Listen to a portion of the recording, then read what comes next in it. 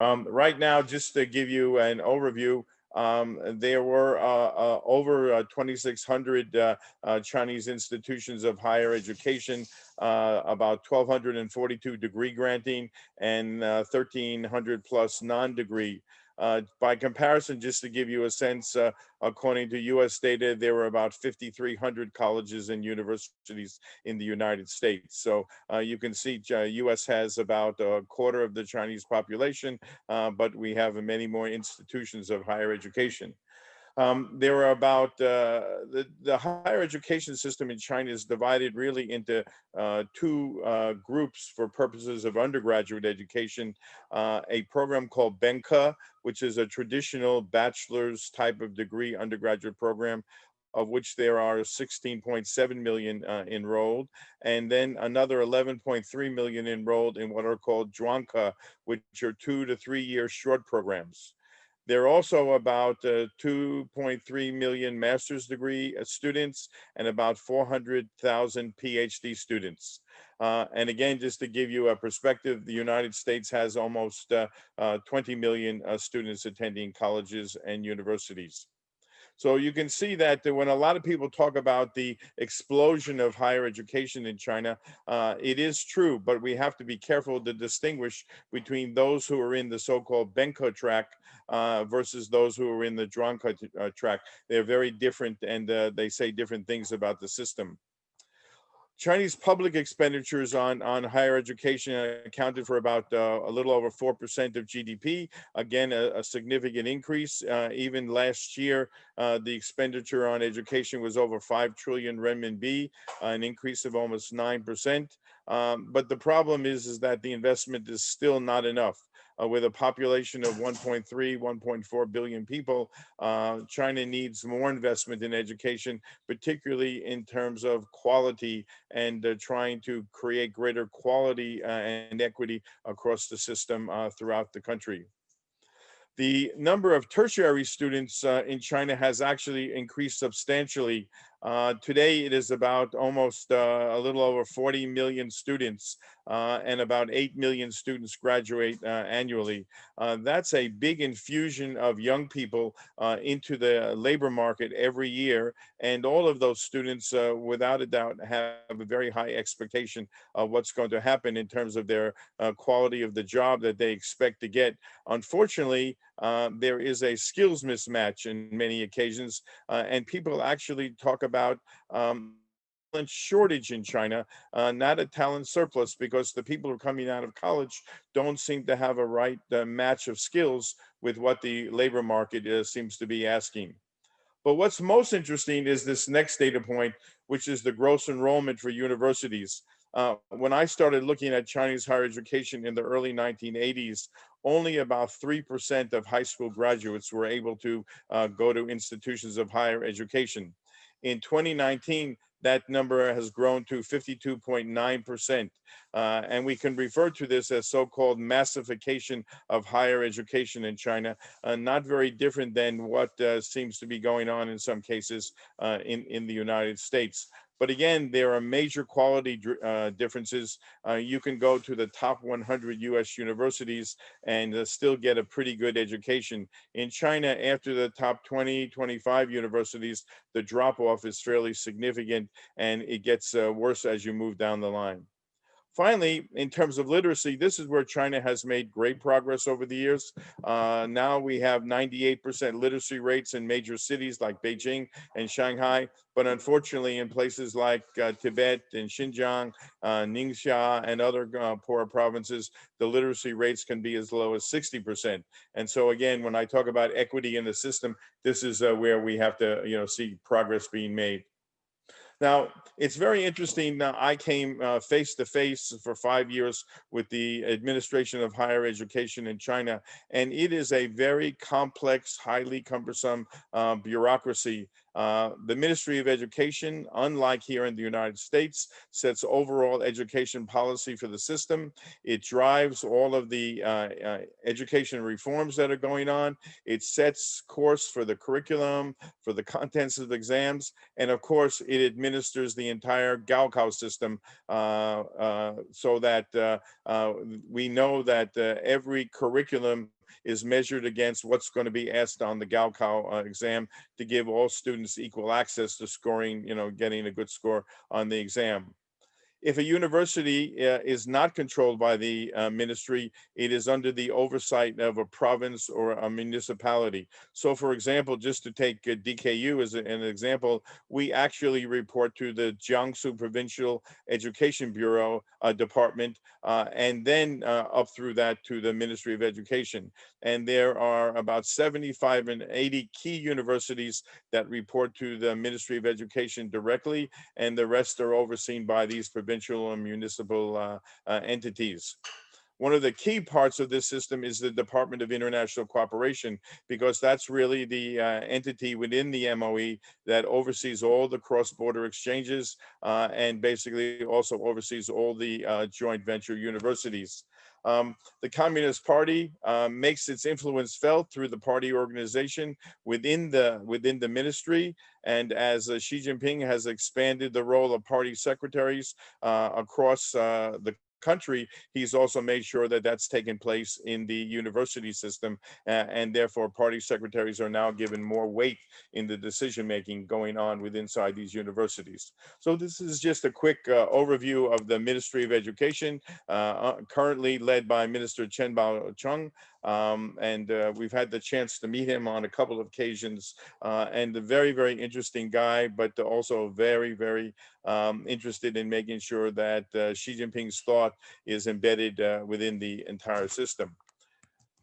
This is a chart of the Department of International Cooperation. And so you can see that there is a huge infrastructure that has been created in order to support China's global engagement in higher education, including a special division that was created specifically to oversee joint venture universities, and that has its own set of regulatory bodies. But if anyone ever questions about whether China is serious about international engagement in education, all they have to do is look at a chart like this and the number of people who are involved to understand that they are, this is a built to last organizational structure designed to enhance the deepening of China's international involvement in educational affairs. Now, I talked about the growth of public colleges and universities. This is a 10, 11-year picture. In 2008, there were about 2,263 colleges. That has grown now at the end of 2019 to almost 3,000. So almost a net increase of over some 800 institutions. And these are public. If you would add into the numbers of private institutions, the growth would even be greater. This is the chart of the numbers of students enrolled in higher education. And as you can see, there's been a substantial increase. One of the things that happened in 1999, the ministry and the Chinese government made a decision basically to double and triple the numbers of students enrolled in higher education. And so the doors were made wide open. More students were admitted. There's been, in some cases, an overcrowding, but it's also given impetus to the expansion of the education sector. You can see similarly among graduate students, the blue line here, there's been a steady increase, and the numbers of foreign students still remain very, very small. The other thing is that you can see the gray line, which is the number of Chinese students that go abroad. When you look at the immense size of the system, you can see that only a very minuscule number of Chinese students actually are able to afford to go abroad for higher education. And even though we feel the impact of some 370,000, Chinese students who came last year, the reality is that the numbers going overseas still remain small, and the Chinese government is quite interested in having those numbers increase over time. This is also give you a sense of the enrollment increase in these public universities that I talked about also over the same 10 or 11 years. About 6 million were enrolling in 2008, and that's increased to almost some 8 million enrolling in 2018. So you can see the numbers are really moving quite quickly. Um, and this is a chart which really, supports the idea what I was talking about, the massification of higher education. In 1990, even still, only 3.4% of high school graduates were going to higher education, and that number, as I indicated, has jumped to over 50%. So you can see Chinese government very, very serious about creating a really, viable higher education system and having larger and larger numbers of students go through this system. And this is a comparison when we look at those big numbers of the difference between bachelor students getting a degree, as I said, some 16 million plus, and the numbers of students who are in Zhuangke programs. So again, always make sure that you're asking, are these Benke students or are these Zhuangke students we're talking about when people think that every engineer who's going to exist on the earth is coming from China. That's just an aberration and not really the case. This is an indication of the growth of graduate and doctoral students. The same kind of thing. Again, we can see the numbers of master's students are growing fairly significantly, and particularly over the last 2 years. Many who are looking for terminal degrees and looking at these as a better entry point into the labor market. And the numbers of PhD students are also growing, but not nearly as quickly as those of the master's degree students as a whole. Now, this is a table I thought you might find interesting. These are the areas of concentration in terms of student academic disciplines comparing 2010 to 2019. And I've drawn a circle around three things just to indicate. So in 2010, we had a bunch of students studying literature, and that number seems to have declined over the last 9, 10 years.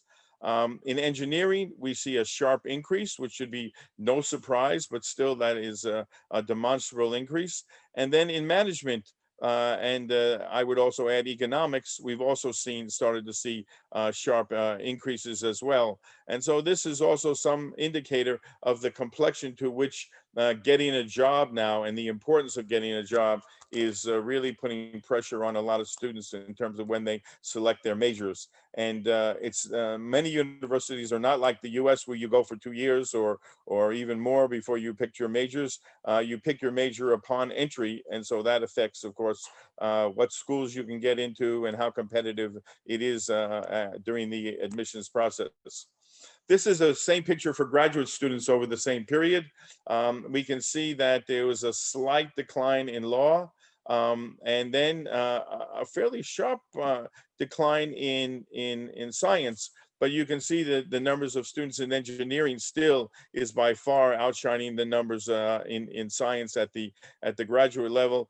Medicine has remained the same for the most part, and we see we see increase also in terms of management as well. So these are the MBA students who are now increasing in numbers across China. So this gives you a sense of where Chinese students are in terms of how they think about their careers and what kind of training they're looking for when they enter into graduate school. Now, let me talk now about this effort to build world-class universities in China and what that has meant.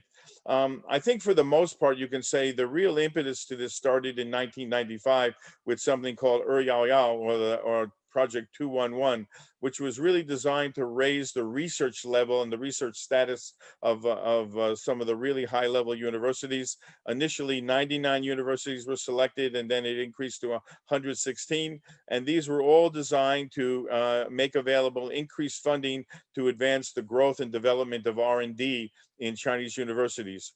Remember, Chinese higher education system was in the post-49 period modeled after the former Soviet Union, where research was not a mainstay of the university environment. But upon engagement with the West, China started to understand the strength of research universities in the West and then started to try to emulate. The next project that came forward in 1998 was Project 985. Zhou Baowu was designed to create the so-called C9, which was the Chinese Ivy League equivalent. And lots of money were made available to the top 9 universities. That number again grew to about 39 universities. And it at least started on the track to building up this cadre of universities that were going to be advantaged and really become the vanguard of the higher education system. But you've got to remember, this is a big system. So when you're singling out 39, 40, 50 universities out of a system that has over 2,600 universities, you got to beware that you're not creating a bifurcation of the system. The next initiative was Yao Yao Yao plan, Yao Yao Yao 111, to establish 100 new innovation centers. And the goal here was to bring more foreign researchers and faculty to help bolster the Chinese university talent pool. And this was sort of running parallel at some point with Qianren Jihua, the 1,000 Talent Program, which began in full bore in 2008. And those of you who are familiar with the 1,000 Talent Program know that this was designed to recruit and bring back leading experts into these research universities. In 2010, it became the top Chinese government award. And these were looking at elite Chinese who had been educated at elite universities, the top universities in the West: Oxford, Cambridge, Harvard, Yale, Caltech, Princeton, etc. Now we move from that program, which we know has hit a lot of bumps and has had a lot of difficulty and a lot of pushback in the West. Most recently, to the double first class university program. That program was started, I think, let me see here, in 2017. And this one, again, designed to look at 42 world-class universities, and within the universities to identify 95 disciplines in China and faculties in which China would be world-class. All of this is all the underpinning of this push for China to become a more innovation-driven nation, where everyone understands talent is the key to driving innovation. Without well-trained talent and well-prepared talent, China is not going to become this innovation powerhouse. So the push on innovation and the push on education reform and education upgrading are all linked together. This is a look at the leading universities in China that was recently ranked by the Times Higher Education. A few years ago, there were only 3 Chinese universities on this list. Now in the top 100 or so, there are over 10 Chinese universities. And these are the best of the best in China. And I think those of you familiar with the Chinese education system can see, no doubt, that at the top, no surprise, Tsinghua, Beida, Zhongguo Keji Daxue, Zhejiang Daxue, and Fudan Daxue. So these are really the creme de la creme in China, and we can see the scores that were given by the Times Higher Education ranking system. And these universities continue to receive special monies, both from the central government and also from the local governments. So let me talk a little bit now about the Double First program in somewhat more detail, because I think that program is where we are right now. The idea of the program initially came in 2015 as a follow-up to the 211 and 985, et cetera, et cetera. And again, the goal is to have these world-class universities and to build these innovation excellence cultures within these universities. In 2017, in January, both the Ministry of Education, along with Ministry of Finance and the Fagaiwei NDRC, produced the first implementation plan. It was nicknamed World Class 2.0. And again, similar kinds of things. 42 universities and a number of colleges were all named as part of this world-class project, all designed to receive special kinds of funding. 8 of those 42 universities were along the coast, 8 in Beijing, 6 in Shanghai, and the rest basically along the coastal areas. And this, as we'll see, is a big problem because the coastal China obviously is the cutting edge for the reform. It's also the cutting edge in terms of the development of innovation and higher education. The Double First program really has three parts to it. A part which was 2020, which is designed to select which universities are going to be the focal point. And then a second phase, which is the 2031, in which more universities will become part of this world-class group. And then, of course, by 2050, China is destined or scheduled to become a global powerhouse in higher education. As I mentioned before, the problem is that there are too many interior Chinese universities that are located in poorer provinces, and they were not selected to be part of this program. And so when you create elite institutions, the question is, what about everyone else? And how far behind are they? And what does it mean to graduate from one of these universities that's not part of the elite in terms of job prospects, career, et cetera, et cetera. And so you have a situation in China, not unlike the US in some cases, where the rich universities get richer and the poor universities are getting poorer in comparative terms. Now, I think that the other thing about all of this is that this all takes place in the context of building world-class universities that are using most often Western metrics. But there's also a push led by Xi Jinping to make sure that these universities also embody Chinese traditional values so that there's not an over-worship of things Western. And so fields like traditional Chinese medicine, for example, are being given strong support so that the Chineseness of these universities is not lost. And finally, I was in China for at least a good part of the COVID-19. The role of digital technologies yet in China, while China marched very quickly to get online and to put courses online so learning could continue, I think Chinese universities, unlike what's happening here in the US, are not in an accelerated mode in terms of their thinking of what the post-COVID world will look like in terms of the role of digital technology in higher education. And this is something that's going to have to be confronted. So before I talked about research in these universities, these are some data about R&D spending in universities. You can see from the chart on the right, from 2009 to 2019, higher education spending was about 8.1% of total R&D spending in the country. The spending on R&D as part of the university environment has stayed fairly stable. So even though the aggregate amounts have increased, the fact is that R&D spending as a percentage of overall R&D spending has not actually increased very much over the last 10 years. And that's something that I know that universities like Westlake University, the new Chinese university located in Hangzhou, is designed to correct, and more money is designed to go into these universities so that the R&D environment inside universities can become bigger and deeper and reflect more world-class capability.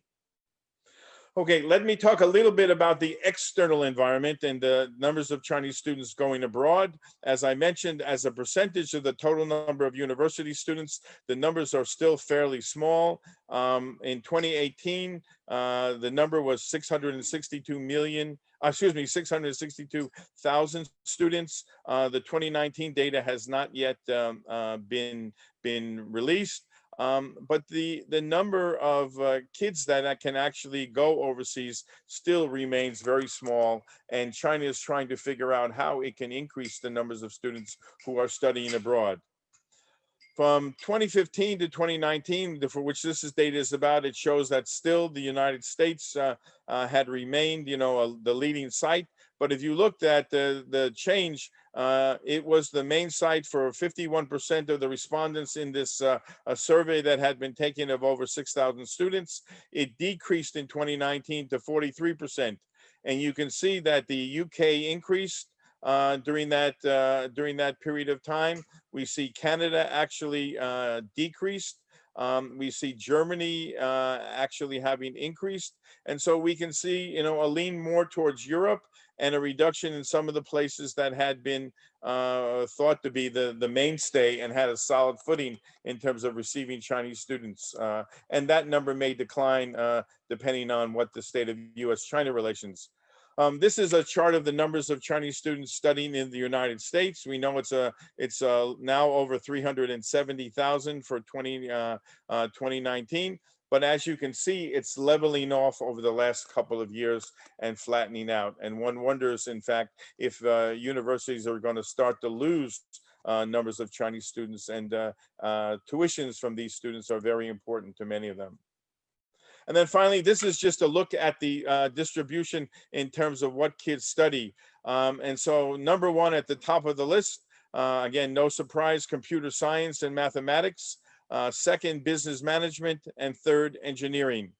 And because of the new controls that the Trump administration has tried to put in place, there is a question about how many students are going to be allowed to study in some of these fields like artificial intelligence, quantum computing, et cetera, et cetera. And some of these may be cordoned off, and Chinese students might not be allowed in them. So we're yet to see the results of this. Obviously, everyone is waiting for November 3rd to see what's going to happen in the future.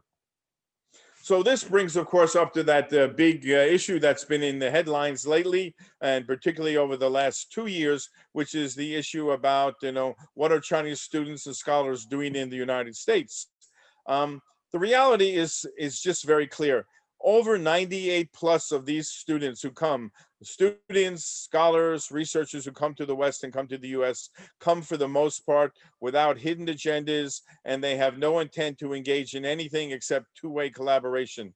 And they are not involved in illicit or unethical or even illegal actions. It's a very small cohort of opportunists that are incentivized by a big payday in China, most likely through a local government, and that if they bring back some Western IPR and can create a commercially viable venture, they are going to be given a big payday. These are the opportunists really that define the bad apples in the big barrel in which almost all the other apples are pretty good.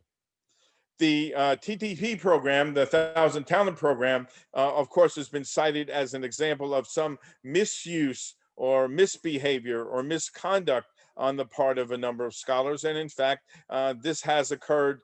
A lot of Chinese scholars were recruited to go back to China. They didn't want to leave their jobs in the West. And so some of them figured out ways that they can walk on two legs. But that has led to some accusations that they've held two jobs with two paydays, et cetera. And that's now under some deep investigation. And we know some cases that are being prosecuted by the Justice Department. Now, Western universities, let me just say, share some of the blame for this, because it became too easy simply to write in Chinese, Yao Qingxin, or letter of invitation, to come to the United States, and therefore people could come without much vigilance and much oversight. The problem is that at the end of the day, if we see major constraints imposed on the coming here of students, not only from China, but other parts of the world, this will have a really negative impact on the development of the United States science and technology system. What we need over time, and I know Brad may discuss this, is a kind of code of conduct among universities so that we can ensure appropriate behavior and appropriate oversight if these programs are going to continue.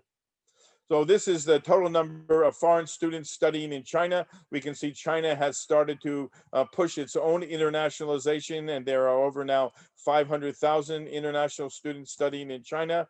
The United States is not on the top of the list in terms of the source. South Korea is number one. Thailand and Pakistan are number two. India was number four. But given some of the tensions lately, we don't know what's going to happen to that number. And then the United States, followed by Russia, Indonesia, and Laos. So you can see that China gets a good group of students from the Asia Pacific region, plus the United States. There was, the 100,000 student effort under the Obama administration, but obviously we have yet to approximate that, and that needs to be looked at. This is a table really of the returning students among Chinese. We see the good news for China is a reversal of some of the brain drain that had taken place in the 90s and the early 2000s. And you can see there's a steady percentage now of students coming back. Again, this may be a function, for example, in the United States of the H-1B problem and the difficulty of getting extended OPTs, which people now have talked about, and the difficulty of getting H-1Bs. I'm going to skip the part on joint ventures, as I said, just in the interest of time, and just get to my conclusions, which are really about the dilemmas facing Chinese higher education.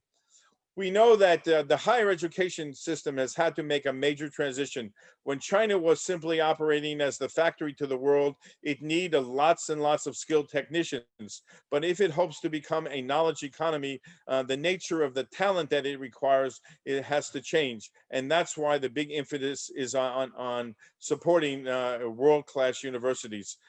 A city like Kunshan, for example, which had no universities prior to the arrival of DKU, was one of the big players in the factory to the world model. It saw the only way to get out of this was to bring a world-class university into the city to help create this new knowledge economy and bring the kind of talent that it wanted to that city. But unfortunately, the reality is that as China has tried to grow enrollments, the growth in these enrollments has outpaced the overall availability of resources, and also in particular, the availability of high quality faculty. And so what we end up having is we have a group of very highly skilled world-class graduates at places like Tsinghua and Beida, and then we have a whole mass of lower quality graduates that many companies simply do not want to hire. Most Chinese universities don't have lots of autonomy. As I mentioned before, they're highly regulated by the central government in Beijing. And that means that they don't have the freedom to just dramatically change their curriculum or make major adjustments in a real-time basis. Also, all the key appointments at Chinese universities involve a major role for the Chinese Communist Party. That role has been deepening at all universities at all levels, and that has an influence also on the university environment, in some cases even a chilling impact. The fact that there is this gap between the skills and the needs in the employment market means that many students can't find jobs after graduation. And so there's been the institution of a new program called 1+X. And that is that in addition to your normal traditional undergraduate major, you also will pick a vocational type of major as like a double major, where you will gain some vocational type of practical skills so that you can, if worst comes to worst, you can actually employ those skills. And that is one of the most new innovations now, in addition to a big push now that's going on about vocational education across the board. Now, this is a look at the population change in China, and you'll notice that even with the introduction of the two-child policy a few years back, what we see is that the college-age population now and the level of population growth overall is now starting to diminish. And that means that, in fact, what we're starting to see is that China is starting to become older, even if it is becoming richer. Somewhere around 2017, we saw that transition occur. The age cohort in the plus 55 to 65 and beyond began to surpass the percentage of the age cohort in the 15 to 24 category. That means that going into the future, China is going to have fewer young people of college age that are available to attend all these universities that are being built. China is in a less advantaged position, for example, than India, which has a much larger 15 to 24 cohort that will be able to attend universities and hopefully make up the gap. So China, one of the reasons why China is looking to bring in international talent is to eventually make up for this deficit. Another problem, and one that we're all familiar with, is the question about academic freedom in China. And this is a statement from a report that was done by Scholars at Risk. It was part of an academic freedom monitoring project. And it says, it acknowledges very clearly that China has made major progress in terms of its institutional development and forging partnerships with countries around the world, with sending Chinese students and scholars overseas. But the problem is that there remain issues of academic freedom on the ground in China, putting at risk numbers of students and scholars, and leaving open this question that we find all the time of self-censorship and whether or not faculty and students are self-censoring. In August of this year, August 20th to be precise, Beida issued a notice called the Regulation on Participation in Online International Conferences, in which faculty now are required, if they are going to attend an online conference involving international players, that they're going to have at least 15 days prior approval to participate in that event. And that has raised a lot of concerns, again, by various parties overseas about the impact that it will have on the freedom of association, the freedom of expression, and the right to access and disseminate information among the faculty across Chinese universities. So what we're seeing is a real tension in the Chinese education system. And we always see in notions of a two-line struggle in China. This is not a two-line struggle, but it is a kind of tension between the forces of greater openness and expanded reform. And this was really strongly indicated in June of this year. The Ministry of Education announced a major plan to deepen international cooperation and further open up the education system so that more of its professionals will develop a global perspective. They've also indicated a desire to have more joint venture universities and increase the number of global partners that are involved. And Hainan, for example, has been given now the next, perhaps the number 10 license to have a joint venture, a real joint venture with I think it's a German university. And even Xi Jinping has continued to call for continued openness, even in the face of this more difficult international environment that China has been facing. But at the same time, there also is the political side to this. Minister Chen Baosheng has basically said education is on the front line of ideological work. And several universities like Fudan, for example, were even forced to change their charter to give more priority to the Communist Party and to Xi Jinping thought. And so there are these pressures now that are whirling around inside the universities, that they shouldn't give excessive emphasis to Western values, and they should continue to promote more Chinese values, and obviously to the thinking of Xi Jinping. And I think self-censorship is a growing issue, and it is a function of this counter forces that are pushing against one another. So while there's an effort at reform, the old system remains very much embedded in the higher education culture. And so what we see a need for is even more reform.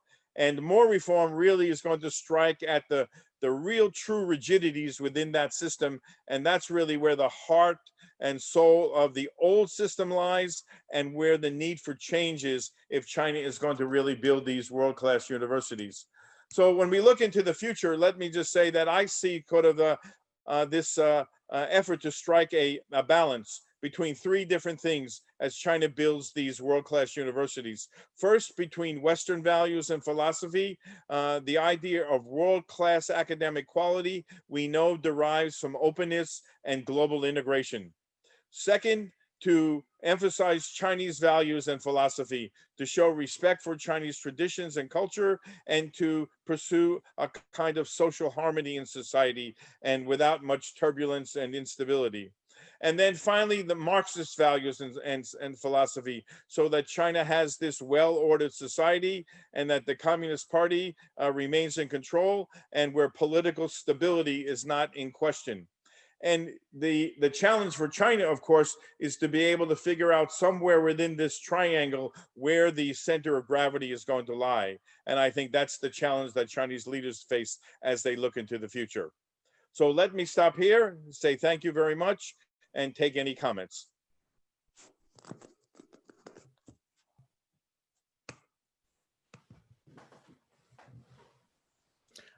Dennis, Brad here. Thank you so much for such a well-informed and comprehensive overview of China. I barely know where to start. I've got so many questions, and I've got about 20 minutes I gotta have you all to myself for a little bit here. And I'm gonna take as much advantage of it as I can. I'd like to start with a comment you made really early on in the talk about the mismatch in skills between supply and demand. And I'm really interested, as someone who was the the leader of the Duke Kunshan campus for several years. What is your perspective on this? I mean, one of the things that Duke has introduced into China is a liberal arts curriculum. And is that part of the solution? I mean, I hear this a lot from technology firms in China, that people are not innovative, they're not risk takers, they're not willing to take chances. So really a two-part question. What is missing on the supply side? And Right. is there a way that Western institutions, as part of China's global engagement strategy, can address those shortcomings? Sure. So, as you may know, one of the ambitions of the DKU was to have a impact on the trajectory of Chinese higher education, and it was to serve as an experiment, but fertile ground for so-called knowledge transfer. And over the first several years, every year, we've had 2,000, 2,500 visitors from across China and around the world asking, what's going on at DKU? You know, they came to look at the curriculum, they came to look at our administration, they talked to our students, et cetera, et cetera. So the word got out that there's something interesting and important going on at DKU. Yeah. Second, we do have a liberal arts curriculum, and the mainstay of that, which Noah Pickus, who's at Duke, was the engineer of, is a highly interdisciplinary liberal arts curriculum. So it's not just your mother and father's old liberal arts from the 1950s or 60s. It is a brand new state-of-the-art thinking liberal arts curriculum that's very innovative, and it is designed to develop within students the creative juices that are necessary to produce innovative graduates. And when I was there, I helped to engineer the creation of a center for the study of innovation in China. And one of the products of that was the development of an innovation incubator and an innovation center, so that students could pursue their entrepreneurial instincts and develop new projects and get into the game of tapping into their creative juices. And you could see the show of interest among the students is unbelievable.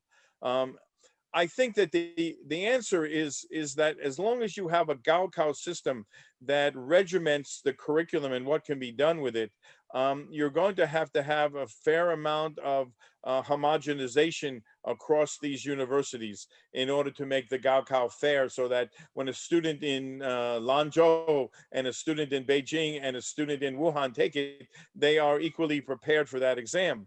But I think what we found is that you can't have it that way. I think that you really have to have a breakdown of some of that. And while I understand the need for Gaokao and I understand the importance of Gaokao, I think we've done something at DKU which is very important. We've got special permission in Gaokao to give different weighting to the role of the Gaokao in the consideration of applications. So we have a 5-4-1 metric: 50% for Gaokao, 40% for students' own experiences and learning and grades and internships and all of that, and 10% for local, provincial, and municipal testing.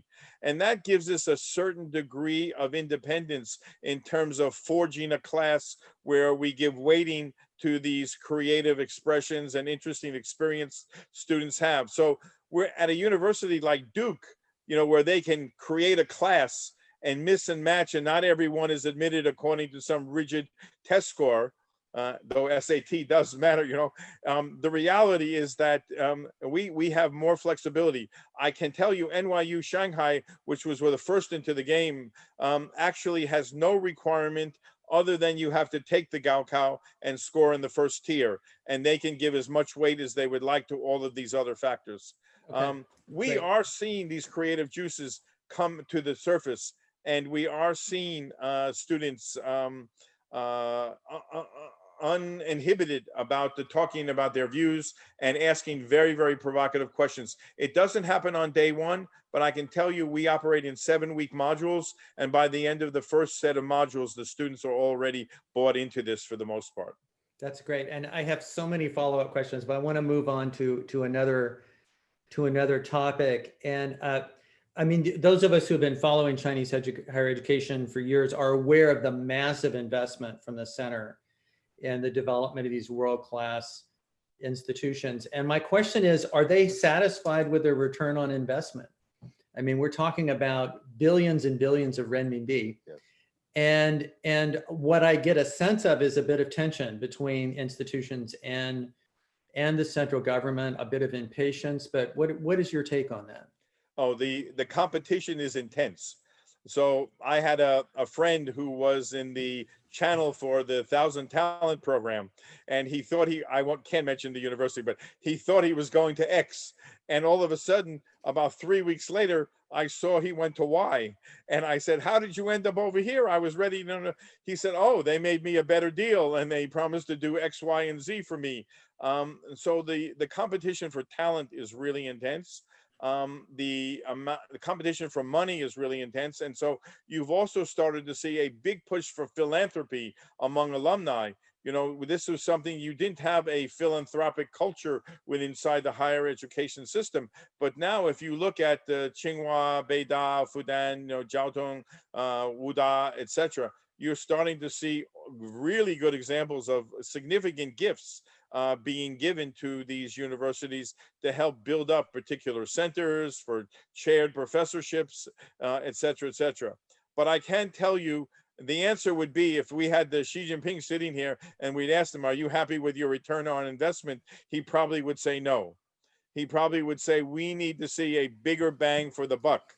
And so the next question we would have to ask the president would be, so what are you willing to do to release the forces of creativity and academic freedom, et cetera, inside those universities to allow them to become all that they're capable of becoming?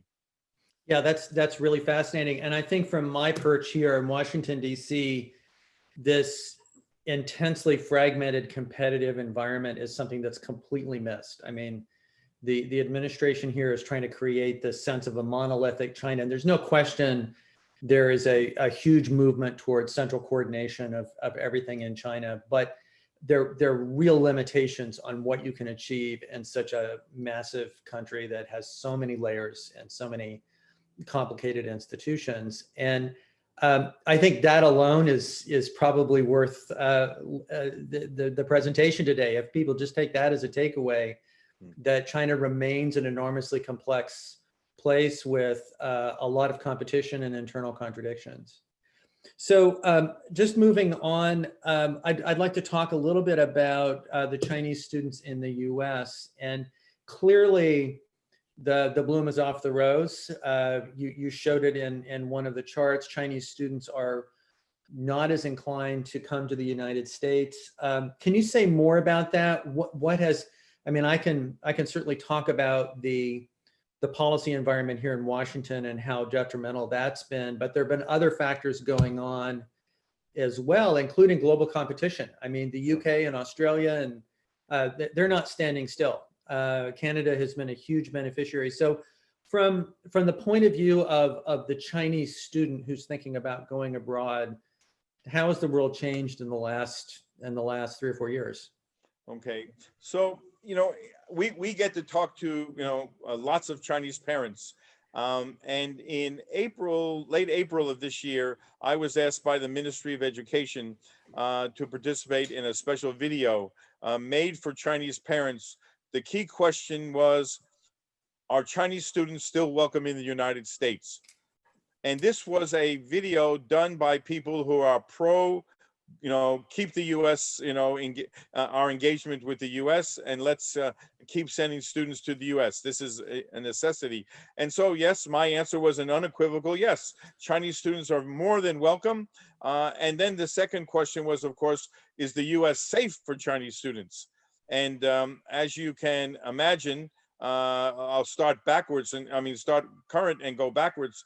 The situation, by calling it the Chinese virus for COVID-19, the need for many university presidents to send out, reminders to the university communities about not creating problems for Asian students because, our president may call it a Chinese virus, but it's not the Chinese virus, et cetera, et cetera. These kinds of things send shivers down the spine of many Chinese parents who are thinking about sending their kids. Then you add to that some other problems.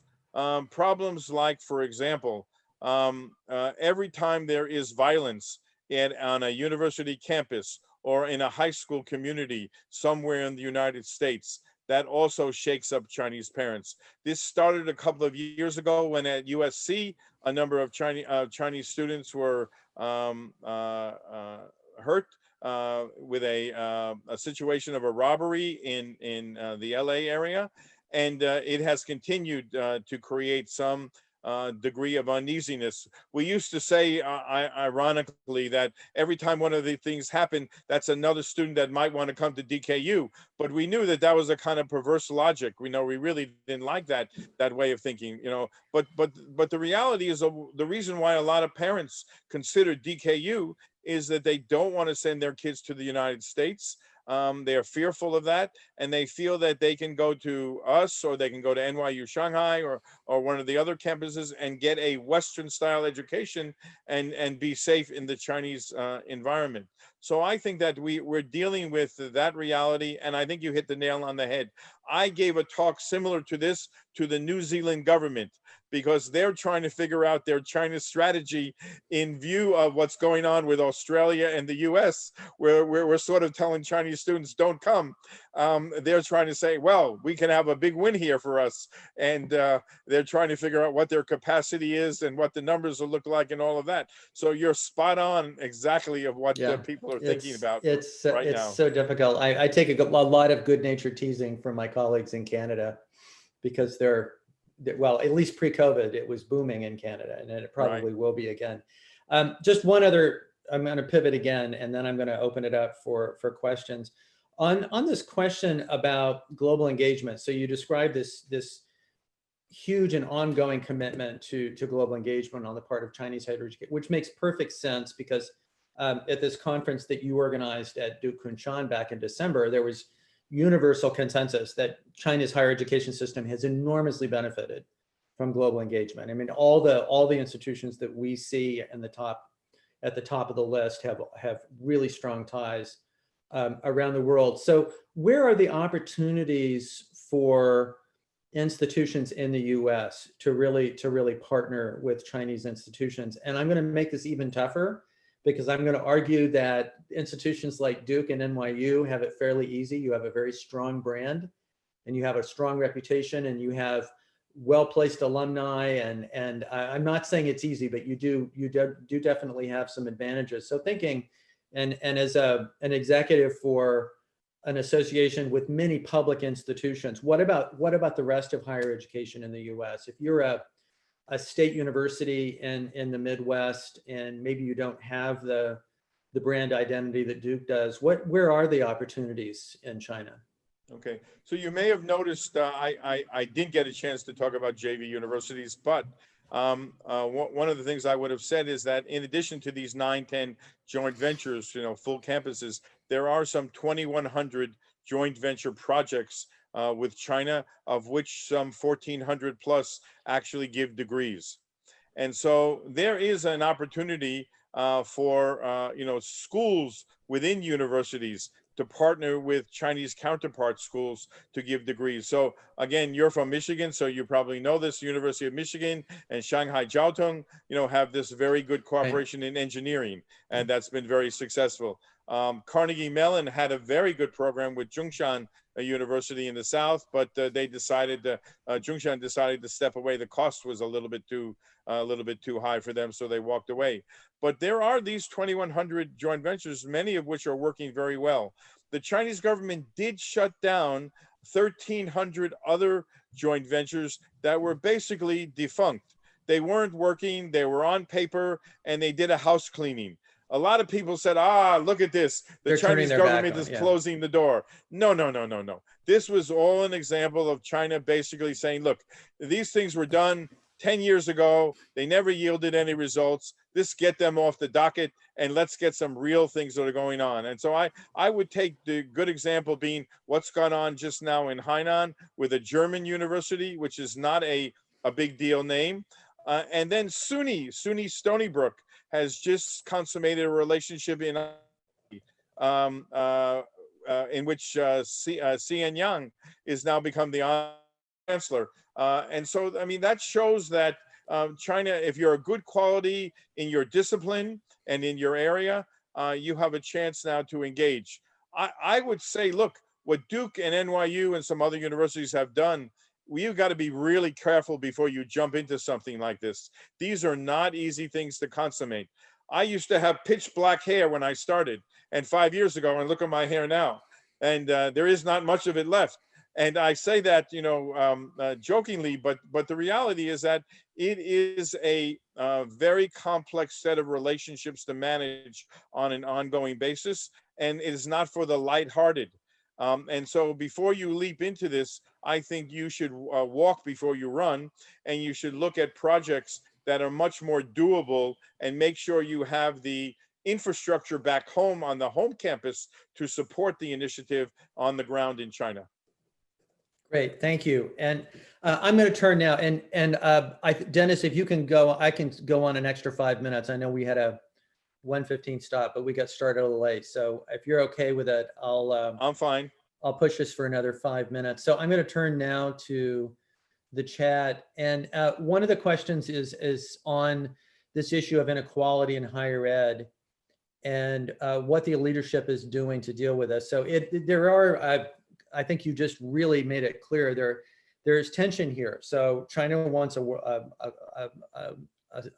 group of world-class institutions. It's willing to put money into those institutions, and at the same time, Xi Jinping's strategy for social and economic development has strong egalitarian aspects. And I know he's very concerned about the poorest areas of China, and transfer payments are pouring into those particular regions, and that's all part of his grand strategy. But what do you do if you're, let's say, I was just in Lanzhou last fall before COVID hit. So you're the president of Lanzhou University, which is a good institution. Yes. It just doesn't make that cutoff for the ones that are designated to be world class, or a smaller regional institution out west. What are your options if you're ahead of one of those institutions? Right. So one of the biggest problems is the flow of talent. The need for talent should be from east to west, whether it's for the economy, the education system, the R&D system. But what is the reality? Talent is flowing from west to east. So the strong get stronger, and it's more difficult for universities in those parts of the country that are in the poorer areas or poorer regions to acquire the kind of faculty that they would need to strengthen these institutions. And without, overemphasizing the role of faculty, the reality is that without quality faculty, you're not going to be able to build, world-class institutions. I think the intermediate step that is being taken is the revitalization of vocational education. I think that they're looking at the job market, and they're saying, well, is it better to come out as a first-class welder than it is to come out as a third-class liberal arts major, or maybe an engineer that really is not very well trained? And this came to me because in 2009, I wrote a book with a colleague, Cao Zong, about China's emerging competitive advantage, and it was about talent. And when we saw the impact of this, we kept constantly hearing, China has a talent shortage, China has a talent shortage, and all the numbers were all in the other direction. And so it's not very likely that there's going to be a massive infusion of more dollars into these universities on a whole. What's more than likely is that they're going to have to strengthen their foundations, provide a decent, quality education, hopefully akin to what you would get at a good public university, let's say in the United States, and then look to these vocational training programs to provide more likely job opportunities. Everyone forgets we went through a cultural revolution in China, in which intellectuals were sent down to the countryside because they were living in an ivory tower world, so to speak, and they weren't in touch with the people or the masses. You don't want to ever see anything like that again. But it is the case that if you got these universities, they ought to be able to plug in better to the local economies and the local communities to make a contribution to those. So maybe specialization is one thing that they might do. They may try to pick Right. one or two areas where they're going to gain, particular strengths and build those up rather than trying to build, R1 comprehensive research universities. The other thing is that, we need to remember there are colleges and universities, and we need to understand some institutions are not going to be big R&D powerhouses. They're going to have a modest amount of research. Their main stock in trade is going to be their teaching. And I think China does have to invest more in teacher quality, teacher enhancement, so that the experience of going through some of these four-year schools does improve, and we're not left with a kind of, as I said, a bifurcation of the system in which the haves have a great education and you cross that line and you're in no man's land. And I'm worried about that. Yeah, again, we could spend another half an hour on that. That's a great comment. So one final question that is in the chat, and this is getting back to your triangle, global engagement, Marxist values, and Chinese traditional values. And could you say more about that? I mean, particularly on traditional Chinese values. I mean, visiting Dukunshan, it's really striking about how these stereotypes of Chinese really being sort of regimented by rote memorization. There's something to that, of course, with the Gaokao and a lot, but also I think a tremendous thirst for more dynamic conversations in the classroom and critical thinking and really addressing some of the skills that you associate with being an innovative society. So how does that juxtapose that with traditional Chinese society? What is there to build on when you develop an institution like Dukunshan? So let me quote my colleague, the first chancellor of DKU, Chancellor Liu Jingnan. Chancellor Liu was a scientist. He was an academician. He's the father of China's Beidou satellites. And he developed a concept called rooted globalism. And rooted globalism was designed precisely to do what you have articulated. Show sufficient deference for and understanding of your roots, your home culture, while at the same time being engaged globally and enhancing your global awareness. And so his idea was that whether we have 35 or 40% international students at DKU, the reality is that all these students would be able to have some degree of connection back to their home countries and home cultures. And of course, the Chinese making up 65% of the population would be linked to China. And yet at the same time, the infusion of these international students and faculty would enhance the global awareness of everyone. And then at the end of the day, which was my goal, was to give everyone choices. I'm not saying my system is better than yours or yours is better than mine. I want to make you aware of the existence of different choices and different options and different paths to follow. And it's up to you then to render the judgment about what you want to do. DKU then becomes the fertile environment where those conversations can take place, where you can test your ideas without a prejudice or without any kind of criticism.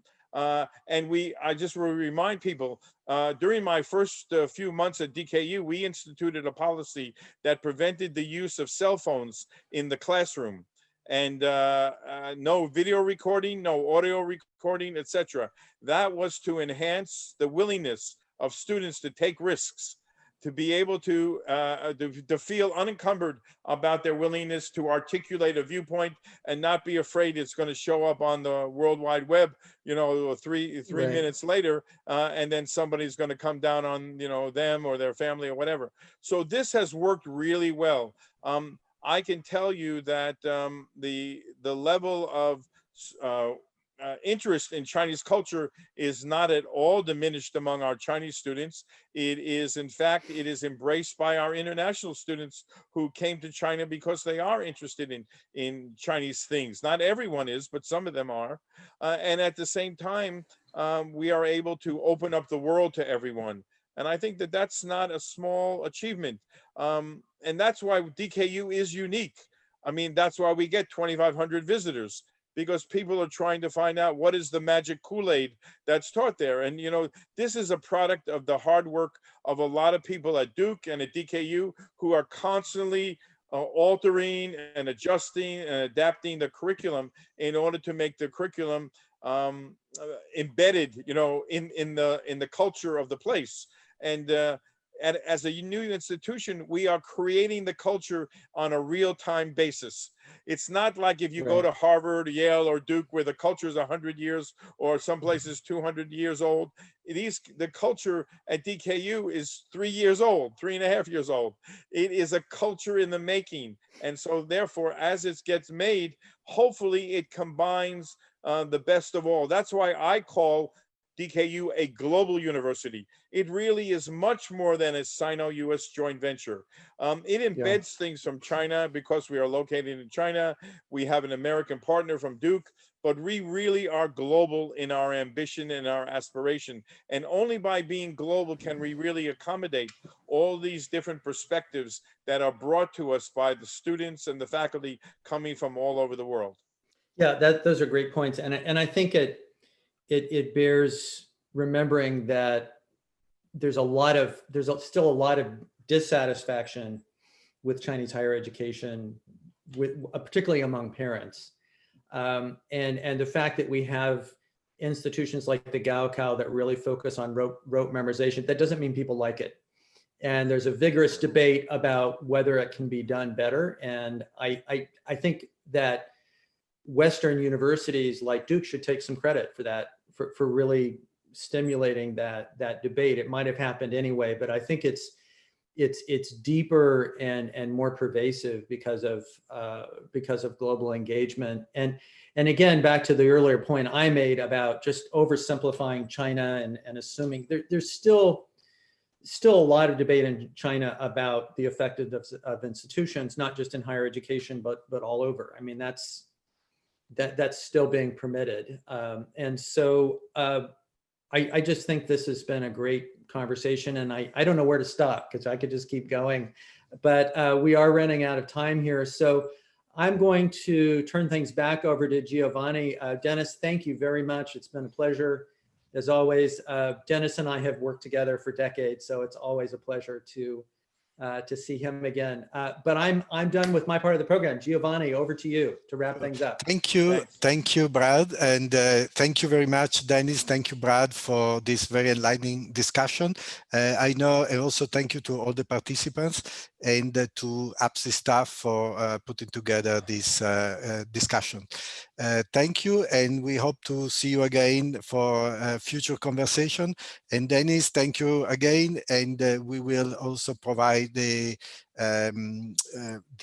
recording to those who are interested in watching again or sharing with others. Thank you very much.